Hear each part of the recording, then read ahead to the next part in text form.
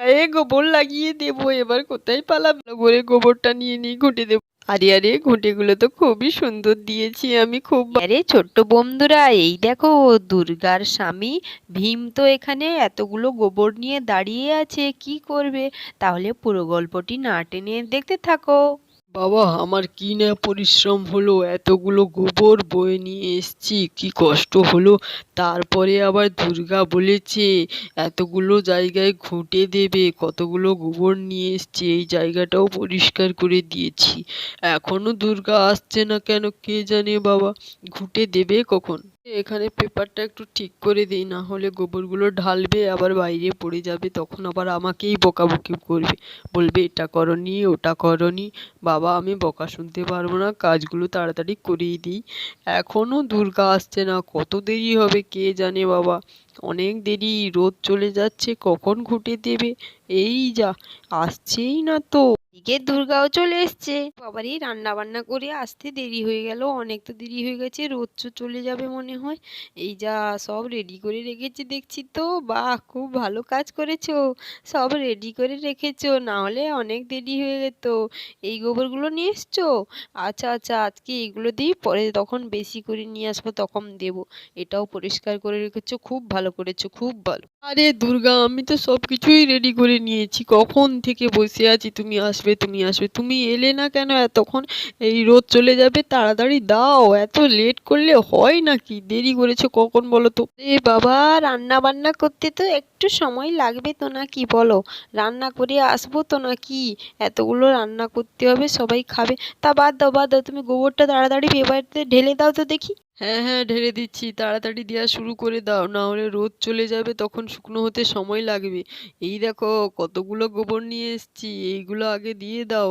হ্যাঁ, ঢেলে দিয়েছি দুর্গা, এবার জল দিয়ে মাখিয়ে ফেলো তো দেখি তাড়াতাড়ি। বড় ননদ সোহানাও এদিকে এসছে। যাই তো দেখি এখানে দাদা আর বৌদি কি করছে। ও, ঘুঁটে দেবে?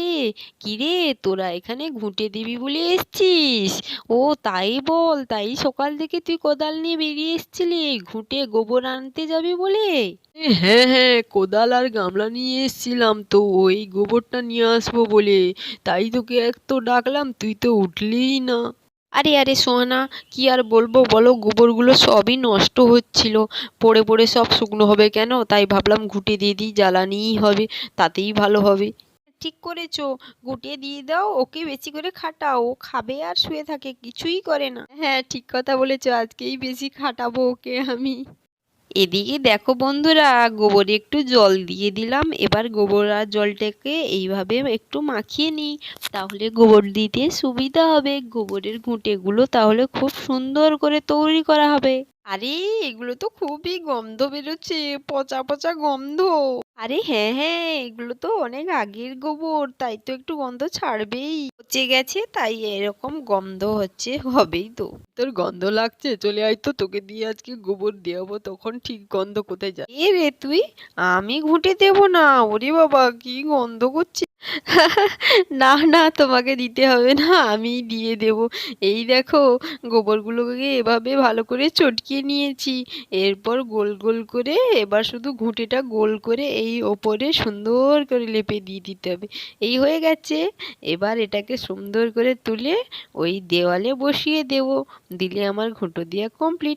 আরে আরে দেখো, দুর্গা কিরকম ভাবে সুন্দর সুন্দর করে গোল গোল করে ঘুঁটে দিয়ে দিয়েছে কতগুলো। এগুলো কত সুন্দর হচ্ছে দেখতে, গোল গোল হয়েছে সবগুলো, কত ভালোই লাগছে। আমি 9টা ঘুঁটে দিয়ে দিয়েছি। যাই যাই, আবার একটু গোবর নিয়ে তাড়াতাড়ি ঘুঁটিটা দিয়ে দিই, রোদ লাগবে, না হলে সব রোদ তো চলে যাবে, না হলে তখন শুকনো হতে দেরি হয়ে যাবে, ঘুঁটিটা ভালো করে দিয়ে দিই, না হলে তো হবেই না। যা, আমি তো মোটামুটি সবই ঘুঁটে দিচ্ছি, তুমি ওখানে দাঁড়িয়ে আছো কেন? একটু তো হাতে হাত লাগাতে পারো না, না কি বলো? একটু দিয়ে দাও না, ঘুঁটেটা ভালো হয় তাহলে। হ্যাঁ হ্যাঁ, দিচ্ছি দিচ্ছি, চিন্তা করো না, আমি একটু গোবরটা নিয়ে নিই, তারপরে সোহানার কাছে নিয়ে যাব, ও কিরকম করে দেখবো। এই দেখ, আজকে তোকে ঘুঁটের গোবর মাখাবো। এই দূরে যা ওরে বাবারে, আমি এখান থেকে পালাই, না হলে আমার গায়ে গোবর দিয়ে দিবে, পচা গন্ধ গন্ধ, পালাই। গোবরের গন্ধে পালিয়ে গেল, কিরকম দেখলে তো সুহানা। বেচারি গোবরের গন্ধে এখান থেকে ছুটে পালালো, ভাবছে তুমি ওর গায়ে দিয়ে দেবে। হ্যাঁ, তাই তো পালিয়ে গেল। না না, ঘুঁটিটা আগে দিয়ে দিই বাবা। আরে এখানে তো ভীম আর দুর্গা মিলিয়ে প্রায় শেষ করে ফেলেছে গোবর, ঘুঁটে দিয়ে দিয়েছে, অনেক ঘুঁটে এখানে দিয়ে দিয়ে বর্ষাও এখানে চলে এসছে। ওরে বাবা, আমার তো সেখানে একদম ভালো লাগছে না, ওরা খালি আমাকে বকাবকি করছে। আমি যাই বাবা, মা আর বাবা কি করছে ওখানে গিয়ে বসি, তাহলে ভালো হবে। আমি এখানে একা একা খেলবো, রান্নাবাটি কত মজা হবে। আমি যাই বাবা, যাই। কি একটা পচা পচা গন্ধ আসছে মনে হচ্ছে তো, কোথা থেকে আসছে কে জানে, কি করছে ওরা। তোমরা ঘুঁটে দিচ্ছ এই গোবরগুলো, তাই পচা পচা কি গন্ধ বাবা, এখানে তো থাকাই যাচ্ছে না গো। আরে হ্যাঁ হ্যাঁ হ্যাঁ, গন্ধ বলে তোর পিপি তো এখান থেকে ছুটিয়ে পালিয়ে গেল। আরে কি জানিস, ওকে আমি ভয় দেখিয়েছিলাম ওর গায়ে গোবর দিয়ে দেবো, তাই ও ভয়ে ছুটে এখান থেকে পালিয়ে গেছে। এখানে চলে এলি, ওরা দুজনে কোথায় গেলে? ওদের সঙ্গে খেললি না কেন? চুপ করো, ওদের কথা বলো না, ওরা খুব বদমাশ আছে, আমাকে খেলতে নেয়নি, আমাকে শুধু বকাবকি করছে, আমি তাই ওখানে চলে এসেছি। আমি এখানে থাকবো, ওখানে যাবো না। ফুটে দাও, আমি এখানে বসে বসে দেখবো, কিন্তু ওখানে আমি যাব না। আচ্ছা আচ্ছা, ওখানে গিয়ে আবার মারামারি করতে হবে, তুই এখানেই বস, আমাদের কাছে জেলে যাবে। আমার তো সব ঘুঁটে দেওয়া কমপ্লিট হয়ে গেল। যাক যাক বাবা, এই গোবরগুলো দিতেই পেরেছি, অনেক অনেক সব ফাঁকা করে দিয়েছি, সবগুলো ঘুঁটে দিয়ে দিয়েছি, এবার খালি শুকনো হলেই হলো কথা। বল, আমি ভালো ঘুঁটে দিয়েছি না তোর মা ভালো ঘুঁটে দিয়েছে?